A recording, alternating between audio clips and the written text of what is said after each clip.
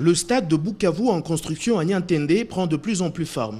Ce qui était il y a moins de 4 mois un banal espace vert galvanise aujourd'hui toute l'attention de nombreux curieux et incrédules car quelque chose est en train de s'y passer. Le premier de ceux qui croient à la promesse du chef de l'État Joseph Kabila de donner à la jeunesse du Sud-Kivu un stade moderne, c'est bien le gouverneur Claude Nyamugabo qui est allé voir de ses propres yeux comment évoluent les travaux de terrassement qui ont permis de feindre la terre jusqu'à plus de 15 mètres de hauteur. Maître Claude Nyamugabo s'est dit satisfait de l'évolution des travaux tout en promettant que le délai sera respecté. Un autre chantier en pleine activité, c'est celle de la Ruzizi 1er, où le projet de facilitation du commerce transfrontalier dans la région de Grand Lac construit les ouvrages provisoires qui hébergeront les services habilités à œuvrer à la frontière. Ici aussi, le constat est bon et le bâtiment en phase de finissage n'attend que le meuble et son équipement informatique. Je suis très satisfait parce que je constate que nous serons dans les délais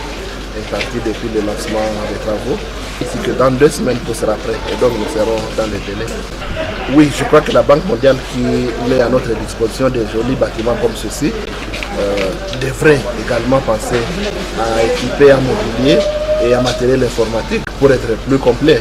Je crois que pour un nouveau bâtiment, des nouveaux mobiliers, ça vaut la peine. C'est une demande que je fais donc à la Banque mondiale afin que les agents qui travaillent dans l'ordre opérationnel tel que défini par le chef de l'État dans son décret. D'autres chantiers en cours dans la ville de Bukavu ont été visités par le gouverneur de province.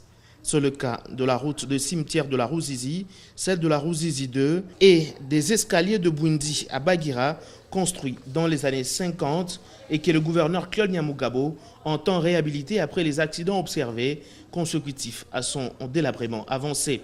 Bukavu, Gaël Poyo, RTGA.